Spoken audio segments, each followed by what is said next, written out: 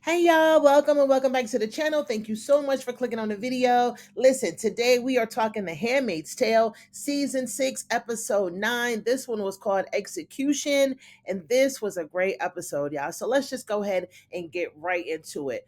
All right, so this episode is going to pick up where we left off, right? We got people running throughout the streets. We got the handmaids, June, Mora, Janine, all of them. They are running from the Red Center. They are trying to get to this vehicle because they want to be taken to the border where they can just go on and live a free and happy life. But we know that this is Gilead, and we know that it ain't going to turn out like that, right? So they get in the vehicle. June is telling them, hey, look, you guys go ahead, live your lives. But as for me and mine, I'm going back out to fight, right? I still don't have my Hannah, and I'm going back. So Mora's like, yep, I'm going with you. And Janine's like, well, I can't leave my baby out there either. We know that baby Charlotte / Angela is still out there too. So Janine, Mora, and June have decided to get back in the fight. And I'm like, okay. So they got one stop to make. They got to go pick up some more handmaids, and then they are off to the border. But like I said, as we all know, this is Gilead, and it don't work like that. So as they're waiting for these other handmaids to show up, what happens? The driver gets out the car. He gets blasted on. The eyes come up. They drag them all out of the car, line them all up. And I'm like, oh Lord, please don't let this be another Jezebel's. This cannot be the way that my girls are going out. So they line them up and they're like, hey, we looking for June Osborne. Anybody seen her? Where is she? June Osborne, if you are here, honey, step forward. So June is just like, quiet. And I was like, June, say something before they get blasted, right? She didn't say anything until finally they act like they was getting ready to do something to one of the handmaids, and then she was like, hold up, I'm June right here. Check my tag, check my little ear. So they check her, they take her away, and then they take the other handmaids away as well. So, honey, they got June locked up in some kind of cage and some kind of like warehouse space, and I don't know what they're gonna do to her, but we'll see. All right. The next thing we see, we got Serena Joy, she's also running up the street, honey. She don't know where to go. All she knows is she had to get away from Commander Wharton and his shenanigans with his handmaid. So as she's walking up the street, she's seeing a wife getting done up by a handmaid in the yard, right? She's calling her all kinds of names and she's giving it to her. So Serena is kind of shook by now, right? So she makes it to Commander Lawrence's house. He hears all of what's going on outside.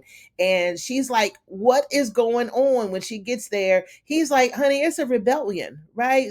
She's like, oh Lord, we got to get out of here. This is too much. And so Naomi's like, hey girl, hey, what are you doing here? Where's Commander Wharton? She's like, girl, I had to leave him. He was on some other kind of time. He had a handmaid in there and I just couldn't deal with it. So I had to leave him alone.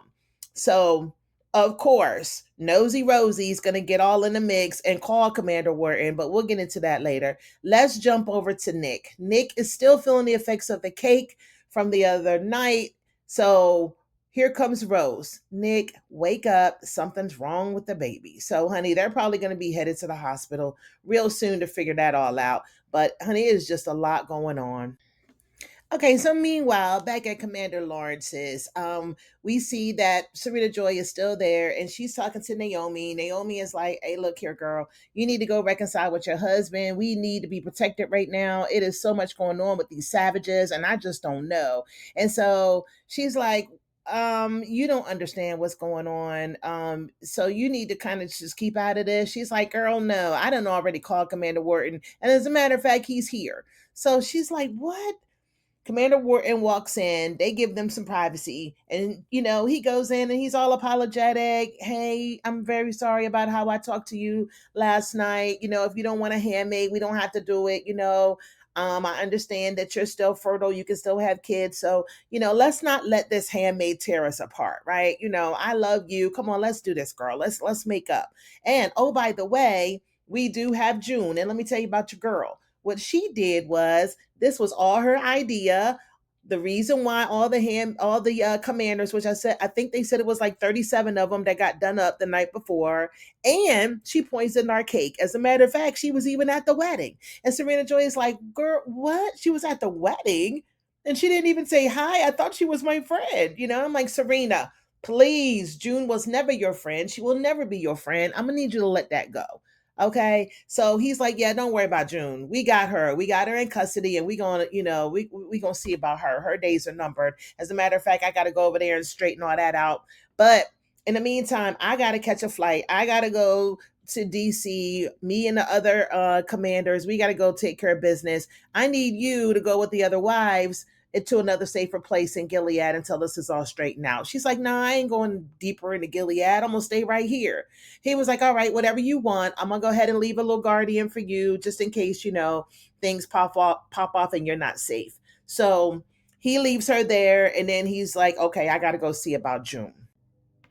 All right, so let's check on our girl June. So, like I said, they got June locked up in some cage and some kind of warehouse type setting. I don't know. It's given very much Gilead. So they got her locked up. In walks Commander Wharton. I guess he's getting ready to read her rights, right? So he walks in. He's like, "Do you know who I am?" She's like, "Yeah, I know who you are. I was at your wedding yesterday. Matter of fact, I had a really good time. It was a beautiful ceremony." And I'm like, Jude, even in death, you are still cocky. Like, just no kind of nothing. Like, she plays with the big guys, big dogs. And I'm here for it, right? So he lets her out of the cage, has her pull up a chair, and they start talking, right? So he just starts, beating down on her, talking about how she's the worst thing ever. God is not pleased with you, and this is abomination. You killed, the followers of God. How could you do that? How could you be so cruel? So she kind of flips the script on him and is like, well, what about what you did at Jezebel's? All those poor girls, their blood is on your hands, right? You are Jezebel. You did that. Okay. And let me tell you something about Serena. You married her. Serena serves a God that is a God of love, right? And so what you're doing, this is not love. All right. It's not love at all. She goes on to tell him that Serena's God is a God of love, and that he that dwelleth in love dwelleth in God. And I need you to choose God, okay? I need you to do better. But honey, that didn't affect him at all. I don't even know why he went there to talk to her, but I think he did as a favor to Serena, because I think Serena may have had him go, just see if June was gonna, just beg for mercy and beg for forgiveness. But we're talking June Osborne, and that's just not gonna happen. So, and it didn't. All right. So he walks out. Next thing you know, we're back at Commander Lawrence's house, and Commander Lawrence is telling Naomi, hey, look, you got to go with the other wives. We got to go take care of business. I'm going to go with the other commanders. Just please make sure that you keep Angela safe. Make sure that you teach her. Make sure that you read to her. Do you have her pencils? Do you have her pens? Do you have her paints? And she's like, hey, guy, chill out. I got everything. Don't worry about it. And he gives her a book and was like, listen, I need you to read this book to her. And she's like, read? Because we know that the wives don't read. They don't read in Gilead. But Commander Lawrence is like, listen, later for all them rules right now, it's our responsibility as Angela's parents to make sure that she learns and that she's smart. So I need you to act like you love her and read to the child, okay? Take care of her. And it was foreshadowing to me. I was like, oh man, Lawrence, is this your farewell? It just touched my heart, the whole scene. Then next thing you know, they bring the little baby out, and he's like, come here, I love you. I want you to take care. She's like, I love you too. And you know what? This is the first time that I ever seen love displayed with Commander Lawrence. I mean, he displays his love, but actually saying I love you to somebody, I don't think I've ever heard him say it. It was such a sweet scene, and it just kind of got me in the feels a little bit. I got a little choked up. But Lawrence is Lawrence, nevertheless, and this is Gilead. So, honey, let's just move on. All right. So next we see Serena Joy. She's still at Commander Lawrence's house. She ain't been back home yet, and she's standing by the window because she hears the bells.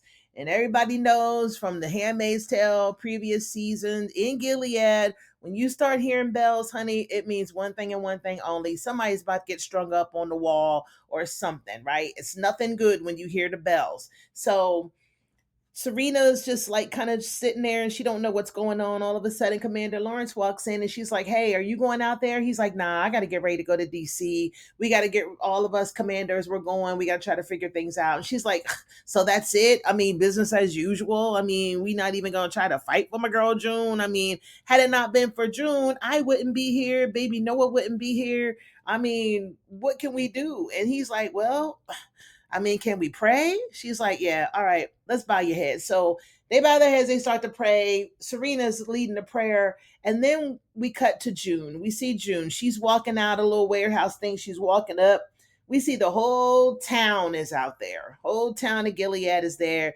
They bring her up on the little stage. They got the little noose hanging up, and June is just looking terrified at this point. So as they're bringing her up, Commander Wharton's going to start this thing off with a prayer. All right. So while everybody's praying, June is just looking around. She's a little confused after the prayer because instead of getting her, they bring up Aunt Lydia. And I'm like, oh, Lord, no, they're not getting ready to do Aunt Lydia. Not right now, Jesus. No. So Commander Wharton is like, listen, Aunt Lydia, these girls were in your charge and they turned into monsters. This is your fault. This is what you did to them. Right. So in the meantime, we're looking around and we're seeing the rest of the handmaids, they're being brought out as well. And the crowd is kind of confused. You hear some rumblings and everything. Then we see Nick and we see Rita in the crowd. And I'm like, okay, we do have the operatives in the crowd. So this is good.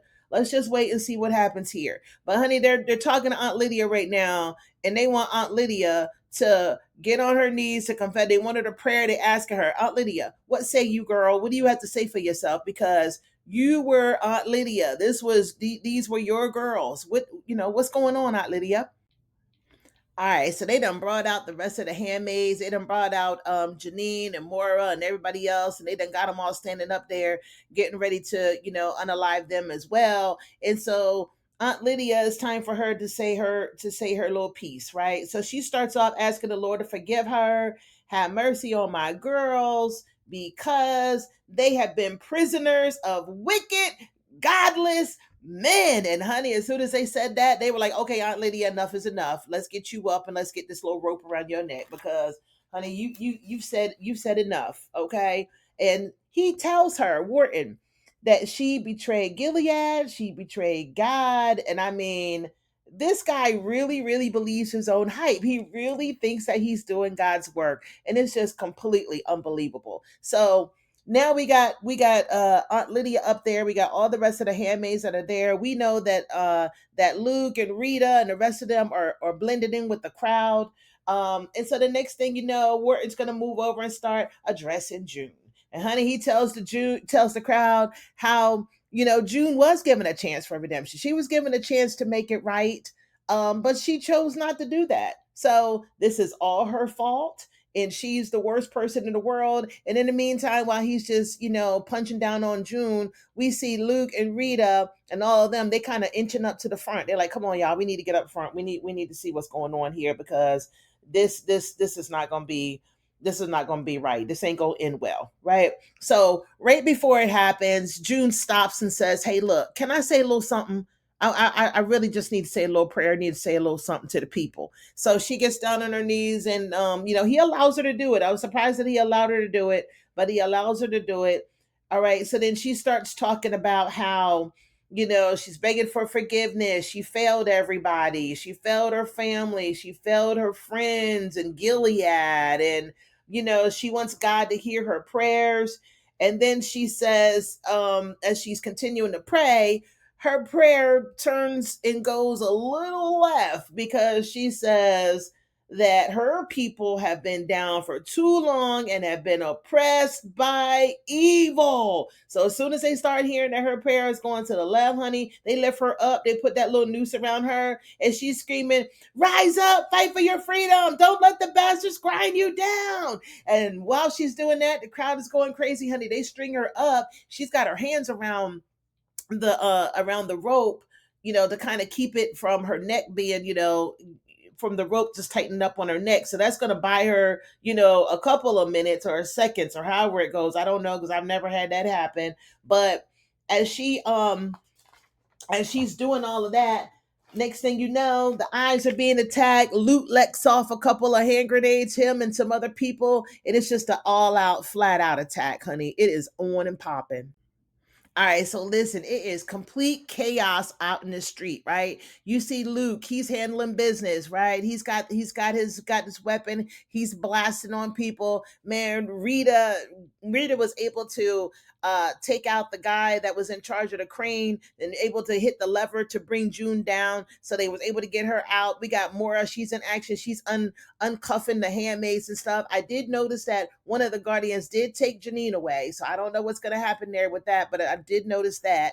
But honey, they are going. My girl Ava, she handling business. She Billy clubbing people. Then she pulls out her piece. She's just doing it, man. And I'm just like screaming at this point at the TV, like, get him, let's go, let's go. So while June is there, they got her, she's still laying on the floor, she's laying on the ground on her back. She looks up, and what do we see? Honey, we see the American flags, I mean, the American planes, they are flying over, and honey, they are dropping bombs on Gilead. And I am just loving every minute of it. I mean, what a great scene. What a great, I mean, the whole thing was just great. I mean, it's an all-out fight, all-out battle.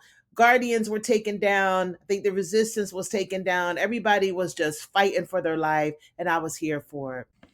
Okay, so it's looking like Tuillo and the American forces have taken over Gilead, right? So as they're going, they're infiltrating, they're going probably from house to house. They bust up into Commander Lawrence's house looking for him. He tells the guys, "Hey, look around, see where they are. Any commanders, bring them out here." And he runs into his love, Serena Joy. Serena Joy, where's Commander Lawrence? I don't know. She's not giving out any information. So he's like, "All right, girl, you come with me. Where are you taking me? I'm taking you off to safety." And I'm like, why does she get to go off the safety? That really pissed me off because I'm like, you know what?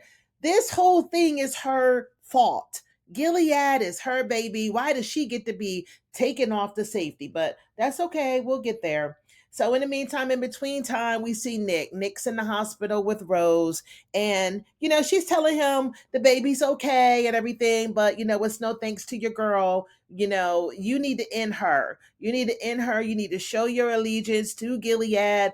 My father could have been killed today. I'm not happy about any of this. And you need to step up and show where your loyalties are, right? And I'm like, Rose, please be quiet. Have your baby and please be quiet. I really do think that Rose, we and I don't know, because this is next to the last episode of the series. We might not see a whole lot from Rose, but I don't know. Maybe in the Testaments, which is the next spin-off show that's coming out, supposed to be taking 5 years after all this has taken place.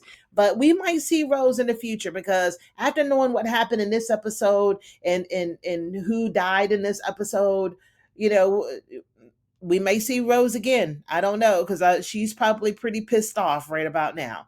But anyway, so she goes on and says, something could have happened to the baby. The baby could have died, because of the cake that I ate that your girlfriend, put the stuff in. So, she's trying to get into his head and everything. But Nick loves June. That is his love. And I don't think that anything that anybody can say or do is going to change that. So nice try, Rose, but okay, girl. Okay, so I don't know how many days have passed. It's probably the next day, but we see June. She's no longer in the handmaid's garment. She's now in regular street clothes, and she's walking into this building. Looks like it's some kind of hospital type setting that they've made up in some building that where they're actually, helping out the people that got injured during the fight and everything. We run into Rita. Rita's like, "Yep." So Moira's okay, and she's like, "Okay, have you seen Twillo?" He's like, "Yeah, I think he's over there." He runs into Luke, sees Luke, that's okay. So we know that Mora, Luke, Rita, they all made it out okay, right? So she finds Twillo, goes up to Twillo, "Hey, what's going on?" She sees Ava and is like, "Are you military?" Come to find out, Ava's part of a government agency. So Ava was working undercover the whole time as an aunt. Wow, that was amazing. So, and shout out to Ava, because she was handling business. So anyway, June is like, "Okay, so what's the next plan? What's going on?" And Tuillo's just like, "Look, we got to find these other commanders, the ones that are hiding deep, you know." And so he's like, "Well, where's Commander Lawrence?" "Well, we can't find Commander Lawrence." But Tuello's like, "I think Serena Joy knows more than what she's letting on." And June is like, "Serena Joy? Well, where is she at?" "Honey, she's in protective custody across the street." And I'm just like, why is she in protective custody across the street? I don't understand it. But anyway, so you know how June is. "Honey, I'll go over there. I'll take care of it." And she does. She goes over there. She talks to Serena Joy, and they have another conversation that I don't think that was needed. But anyway, that conversation lets you know that Serena Joy, to me, in my opinion, is still not, team let's get rid of Gilead, right? Because at first she's kind of like hesitant. Oh, I don't want, my husband, and I can't, give up the information. I'm like, Serena, you've been married to this man for 10 minutes.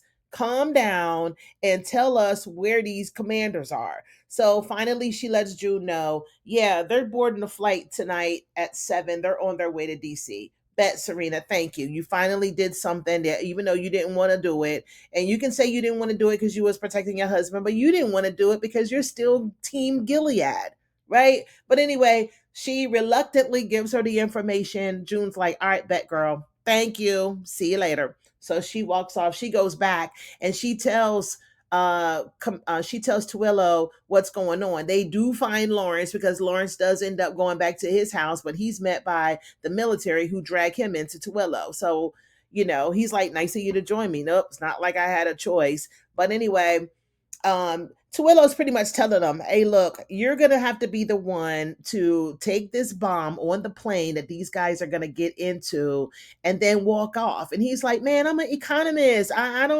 not, I'm not James Bond. I don't do stuff like that. And they're like, look, we need you to do this because if you don't, then we've lost forever and we don't know what's going to happen. So Commander Lawrence is like, all right, I'll do it. June is like, I'll be your getaway driver. Of course you will, June, because you always got to be in a mix of something. And, Lawrence is like, nah, you good. Stay here. You're finally safe. Just stay here. I got this. She's like, no, we'll do it. We'll do it together. Come on, let's go do it. So, honey, like I said, we all know things don't go as planned because this is Gilead. So let's just see how this turns out. All right, so we got June and Lawrence. They are on their way to the hangar where this plane is, and the plan is they got an altitude triggered bomb that is set to go off as the plane continues to, go up into the sky. So the plan is for Commander Lawrence to get there. They're gonna get there early before the other commanders get there. He gonna run up on the plane, drop the bomb off, and then come back off the plane so that he's safe. But of course, like I said, this is Gilead and things don't turn out the way they supposed to. So as they get there, they are there first. And I'm like, okay, well, maybe this might be, something, as long as they hurry up and get done what they need to get done. They get out the car, and as soon as Lawrence starts walking towards the plane, here come the commanders. Of course, because nothing happens like it's supposed to happen. So they end up being there early as well. Lawrence is like, gentlemen, you guys are here early too. And they're like, yeah, we got to be early, honey, because there's too much stuff going on. We got to get out of here. So then we see the other commanders. They're kind of like making fun of Lawrence and, kind of, so what are you doing? Why are you going to DC with us? It's not like we need to hear any of your little liberal New Bethlehem mess. And they really don't need to hear that. So Commander Wharton shuts all that down. He's like, hey, y'all get on the plane. Listen, we could actually use you, Lawrence, and your ways of thinking. It might help. So how about you join us? And at that moment, I felt like Lawrence was like, all right, I'm tired. This is part of my baby as well. I was part in the development of this whole Gilead thing. And let me just go ahead and get up on this plane, and it is what it is. I've already said my goodbyes to my family, baby Angela. I've already told her I loved her. I've already made my peace with this whole thing. So this was a touching scene because he kind of hesitates, Wharton's like, hey, you getting on or not? He's like, yep, after you. Gets on the plane, he stops. Now June is crouched down behind the car so nobody will see her. And he kind of puts his hand over his heart, kind of pats his heart. That kind of tugged at my heartstrings a little bit. I was like, woo, my eyes are sweating. My eyes are sweating. But he goes on and he gets on the plane, and even though it is Lawrence and he is Gilead, I have just grown to love him. Like he is my favorite commander. He's my favorite character on the show, actually. So to see him get on that plane and to know what's coming up, I was like, oh man, Lawrence. But anyway, June is still crouched behind the car, and they get on the plane, and then we see some more headlights pull up, and we're like, okay, well now who's this? Honey, it's Nick. And so I was like, well, that's it. Plan is over because we know what kind of hold Nick and June have on each other. And as soon as June sees Nick, I already know she's going to pull out a cell phone and call him and tell him, don't get on the plane. There's a bomb on the plane. But that did not happen. he gets on the plane, and it was kind of weird because before he got on the plane, he kind of just stopped. And he kind of, I don't know if he like kind of felt her presence or what was going on, or maybe he was having second thoughts, or maybe he knew in his heart of hearts that maybe he wasn't going to make it back to Gilead from this flight, but he kind of just paused, and then he went on and got on the plane. And I was like, June, if you open your mouth, you better not say a word. So he gets on the plane. He's greeted by his father-in-law. Nick tells his father-in-law that Rose and the baby are okay. And then he goes up to Lawrence and he's like, "Oh, I see you decided to join a winning team." And I'm like, "Nick, shut up. Sit down and be quiet, you know." And Lawrence is Lawrence. Lawrence is like, "Yeah, I had to do what I had to do to survive." And this Joker had the nerve to ask Lawrence about June. Is she okay? Yeah, you can't keep a good woman down, honey. She is fine. Right. So then he's like, well, she's tried to tell me a million times to get out of this lifestyle and to leave. And Lawrence is like, well, probably should have listened to her.